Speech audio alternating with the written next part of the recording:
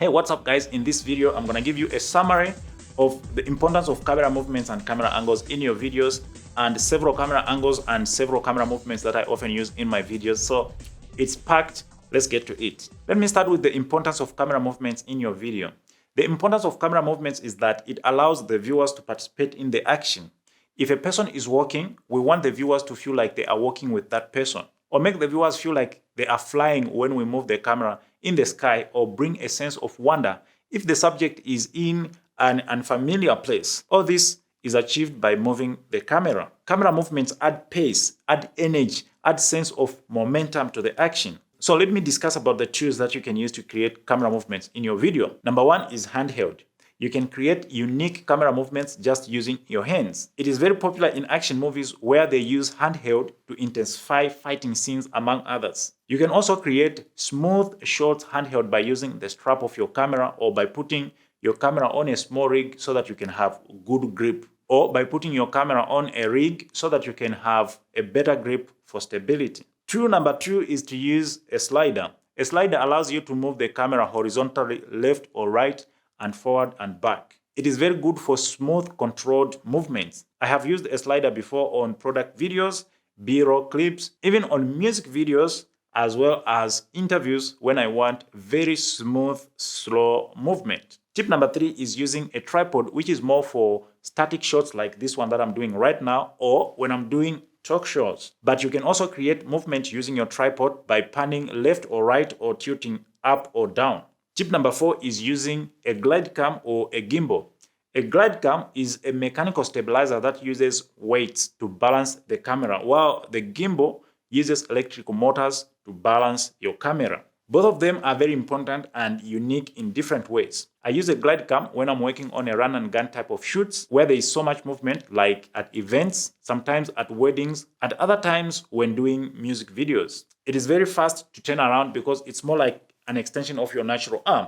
However, it takes some time to learn how to use it properly, and it is not as smooth as electric gimbals like the Ronin M, which I use in controlled environment like on real estate videos and music videos for really smooth shots. Tip number five is the drone, and I use the drone for smooth aerial shots and on scenarios where I cannot go with a normal camera, like tracking a car from the top, filming a speedboat on the waters, or mimicking a jeep shot when I don't have a jeep. Then on number six, we have a dolly tracking system. My favorite one is the circular track where the subject stays in the center and the camera moves around them, creating this amazing parallax movement. Now let me give you my top 7 camera movements that I often use in my videos. Camera movement number one is the parallax movement, where I keep my subject in the center while moving around them, causing the background to move. I also do the same kind of movement using the drone, especially for real estate videos. Movement number two is the tracking movement, where I follow the subject at the same distance they are moving, which helps the viewers feel like they are moving with the subject. There are 3 types of tracking movement. The first one is lead tracking, where I'm in front of the subject, follow tracking, where I'm behind the subject, and side tracking, where I'm tracking the subject from the side. Movement number 3 is the push in and pull out movement, which I often use when establishing a location, show a landscape, mimicking getting into a house when I'm doing real estate videos, and so on. Pull out movement is exactly the opposite of push in movement, and I use it to review a location or at the end of the video, especially when I'm doing real estate videos. I like to use pull-out movement to show that I'm leaving the house. All right, moving on to movement number 4 is the review movement, where I creatively use a foreground to review my subject in the background. Sometimes I can use a tree to review my subject.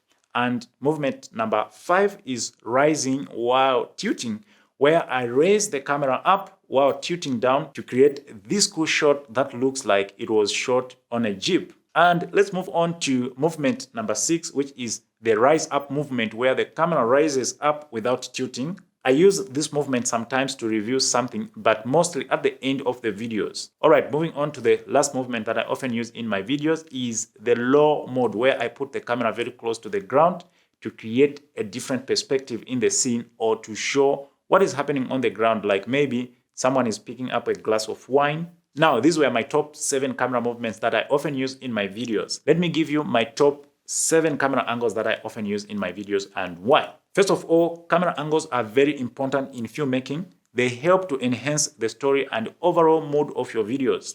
They also give perspective and evoke emotions in your videos.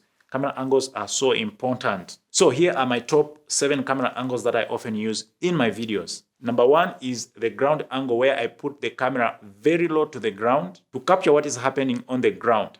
Sometimes it is a shoe, or sometimes someone is picking a glass of wine. Whatever the activity that is happening on the ground. And angle number 2 is the knee level angle, where the camera is about at the knee level in height to capture a person maybe walking, in most cases just to bring a new perspective to the scene or show something in particular. Like in this shot, I was trying to show the radio which this lady is carrying.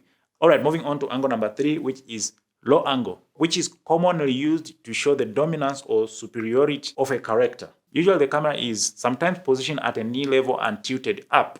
And angle number 4 is a wide shot, which I normally shoot on wide angle lenses to establish a location and help the viewers to know where the action is taking place. Number 5 is a full or long shot, where I let the subject feel the whole frame but keeping emphasis on the location. Sometimes if the location is not that wide, I use long shots instead of wide shots. And moving on to angle number 6 is the bird's eye view angle, where the camera is way up looking down on my subject in a wide location. Sometimes to show their freedom, like they are in a free space, or to show the vulnerability of a character. And moving on to angle number 7 is a high angle, where the camera is just on top of the subject to show the vulnerability of the character as well, or a sense of loneliness.